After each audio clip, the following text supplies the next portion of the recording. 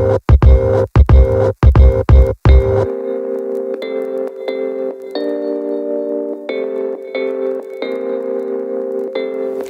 y'all, the Seasoned Marketer here with another Vino Viernes, where we discuss a current issue, topic, or event in the marketing world and try to decide if we want to raise a glass to it or pour one out for our homies.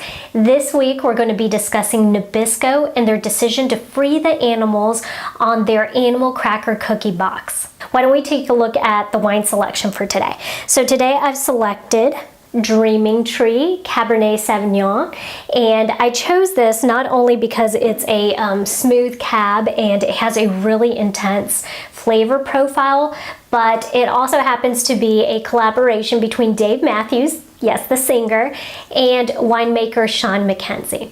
But besides for being a Dave Matthews fan, that's not why I selected Dreaming Tree. So the reason I did select Dreaming Tree this week is because I feel like that is exactly what PETA has planted in their backyard, thinking that by changing the box on animal crackers, they are in somehow or some way doing good in the fight against animal cruelty in this world. So this is the animal cracker cookie box that we all recognize. It's been the same design since 1923 and has only been changed sporadically throughout the years for limited edition causes where Nabisco has partnered with certain organizations to try to raise money. So let me back up and start from the beginning.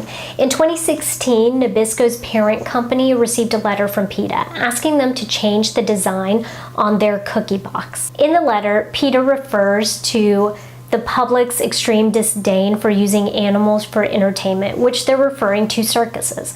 Now, clearly, the outside of the box, the artwork does represent animals in circus carts. PETA took it one step further and even included a new image which their design team came up with that could be used on the cookie boxes. Okay guys, so can I call party foul right now?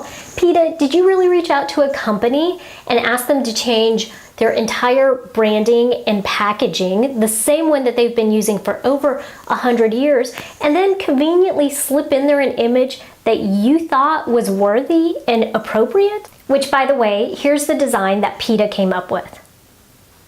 Now, Nabisco, seeing this as a great PR opportunity, did come out and say that it was time that they modernized their brand.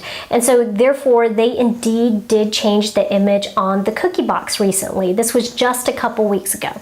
Now, here's the new design that Nabisco put on their animal cracker cookie box. Does it look familiar to you?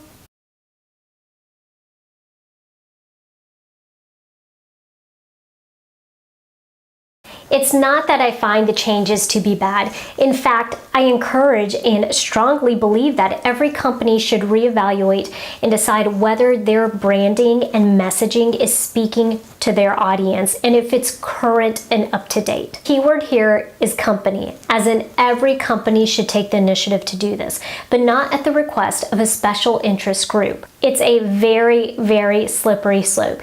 Can you imagine if every company started making their branding and business decisions solely based on those special interest groups that write in and request it? So let's set that aside though, and let's talk about the real issue here.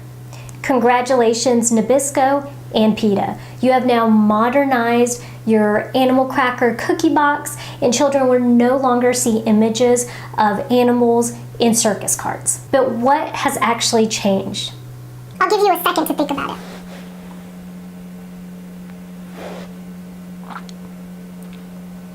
I'll give you another one.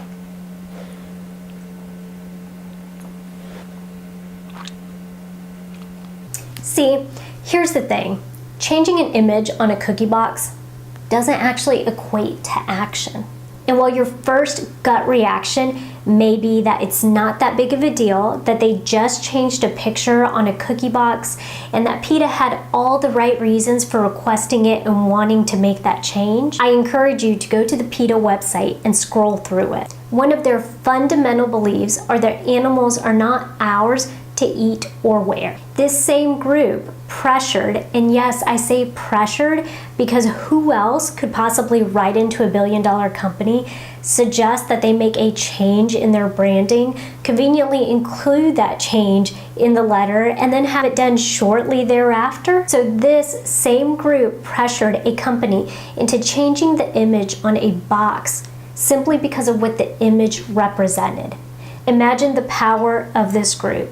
And if, let's say, down the road they were to turn their attention to another company, such as Chick-fil-A, whose business is predicated on selling these delicious little morsels of chicken. While I say it jokingly, there is a very serious concern here. Nabisco animal crackers in no way affect real-life animals. If they can cause a company to rebrand their entire organization, even though they are not affecting real-life animals, what could they potentially do to companies that are selling chicken or another type of meat? This is a very slippery slope. Where is the line? And does a line even exist? I'm sorry, but I'm pouring one out for this move, Nabisco. Your branding is a direct reflection of the values of your company. It's never wise to let somebody else dictate those values, regardless of whether or not they mean well. I'd love to hear your thoughts. Drop me a comment below and let me know, do you agree with Nabisco's decision? Did they do the right thing in updating their look at the request of PETA? And does my nostalgia for the old animal cracker box of my youth make me insensitive to animal rights? Remember to join me next Viernes for another topic, and don't forget to bring your glass of wine.